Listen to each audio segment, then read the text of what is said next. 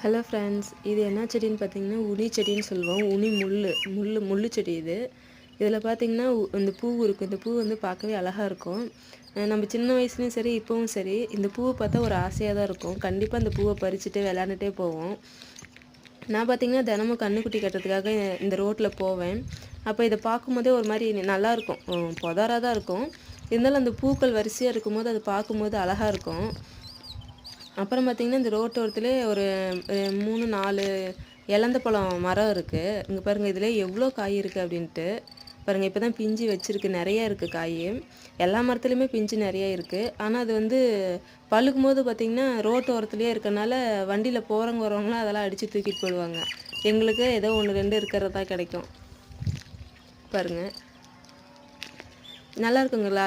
காலையில் வாக்கிங் மாதிரி போகிறது, இந்த ரோட்டில் போகிறது சூப்பராக இருக்கும்.